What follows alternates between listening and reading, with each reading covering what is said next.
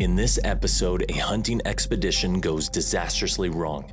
David and James hear the terrifying screams of their friend being mauled by a grizzly bear in the Alaskan wilderness. Search and rescuers follow the harrowing trail of Harley Sievenpiper's remains in a bid to find him and the bear responsible for his death. This time, the search team may have bitten off more than they can chew. There is a predator within yards of them, and they are the prey. Hit that like button and subscribe right now. Welcome to Final Affliction.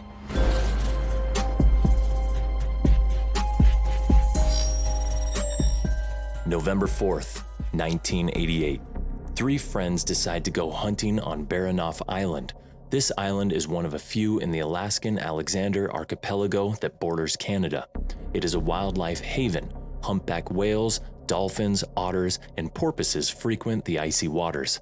Its northern tip is used by a breeding colony of stellar sea lions. The island is also home to mountain goats, Sitka black-tailed deer, and grizzly bears. Harley Sievenpiper, David Trago, and James Hendricks arrived at the southeastern corner of Baranof Island at Port Alexander for their hunting adventure. They carried with them camping gear, rifles, and ammunition. Their target was the Sitka deer. They were experienced hunters and decided to spread out to cover more ground and find their prey. From Port Alexander, they trekked from the shoreline up into the forest. The beauty of the scenery was stunning.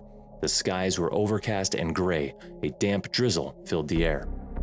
While Harley remained closer to the shoreline, the others headed deeper into the forest. As Harley cut up further away from the beach, he came across the perfect hunting ground. The trees opened out into a wide plateau of muskeg or peat bog. It was an ideal place to spot deer that came wandering into the clearing from the forest. Quietly, he set down his backpack and raised his rifle, scoping the open expanse. Following the tree line around the bog, he saw nothing. All was quiet, all was still. Only the occasional bird was heard. Harley lay down on the damp ground, keeping his eyes on the forest clearing. Patiently, he waited.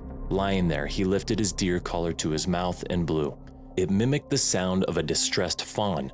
Harley paused and held his breath. He could hear nothing. He blew the collar once more. He pricked his ears and scanned the tree line.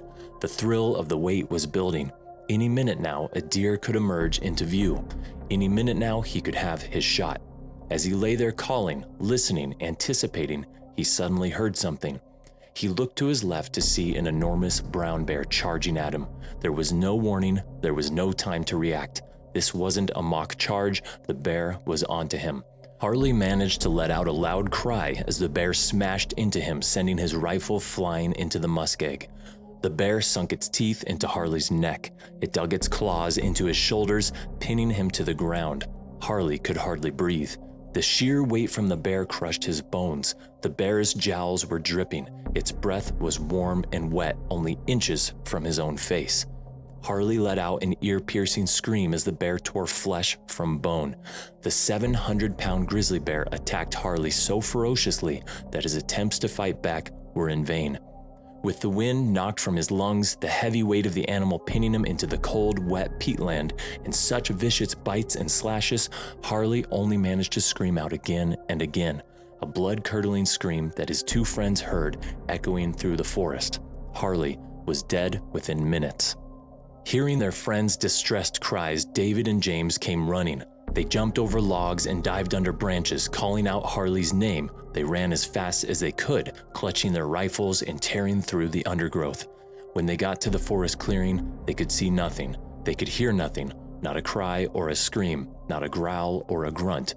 All was quiet once more, as if nothing had happened. They called out again. Searching around, they found Harley's backpack, right where he had left it. Then they saw it. A sight that shook them to the core. They saw a large pool of fresh blood on the ground. The shrubs had been flattened. They could see the struggle that had ensued. The earth had been torn up and thrown around. The trail of blood led off into the undergrowth. The two men ran as fast as they could to go and find help. They knew that Harley must be dead.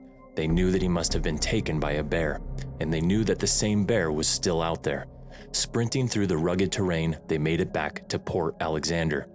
With its prey subdued, the bear had dragged Harley's body for half a mile parallel to the beach, looking for thicker cover to feed at its leisure. The bear then dragged Harley for another mile deeper into the woods. With night closing in, a search and rescue operation wasn't initiated until the following day. Harley's distraught friends sat up all night, waiting and wondering. The thought of their friend being taken so savagely and so suddenly haunted them. The thought that his body was still out there was a chilling one. Fish and Wildlife Trooper Roland Young and Don Clutting, a member of the Sitka Volunteer Fire Department Search and Rescue Squad, headed up the search the next day. They flew down from Sitka to Port Alexander to commence their search. They were joined by a dozen residents of Port Alexander, all eager to help and locate the missing 40-year-old man. David and James led them to the spot where the attack happened. The search and rescue team were able to follow the trail left as the bear dragged Harley away. There was so much blood at the initial site that Roland Young was quite sure that Harley had been killed then and there before being dragged off. The trail was relatively easy to follow. The trodden undergrowth was marked with blood, and as the search team stepped deeper into the woodland, their nerves were on a knife edge. They knew they were getting closer to the bear. They began to find torn pieces of clothing and items belonging to Harley scattered along the trail they were following. His glasses were found on the ground amongst the leaves. His rifle lay submerged in the peat bog. Contents of his pockets strewn to one side. With every rustle in the trees and every chirp from a bird, the team jumped. Their hearts were racing. There was a predator within yards of them, and they were the prey. 3 of the men decided to wait on a nearby ledge, keeping an eye out for an approaching bear. Everyone had their rifles locked, loaded, and raised and ready. The others continued along the trail of blood and torn clothing. Creeping forwards, placing each foot carefully in front of the other, they suddenly heard a menacing growl. Their hearts leapt into their chests, pounding in their rib cages.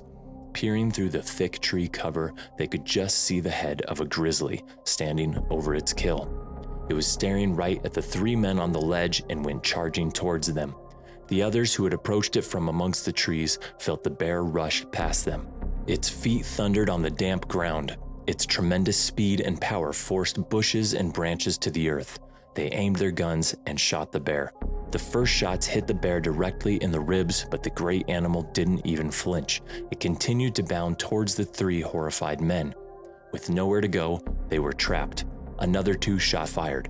This time, it struck the bear near the shoulder, and it fell to the ground just 3 feet from the search team. They fired once more into the animal's skull. The search and rescue team were shaken by the close call. The bear had nearly charged them down. The fearlessness and aggression displayed by this mighty and powerful grizzly had unnerved the team.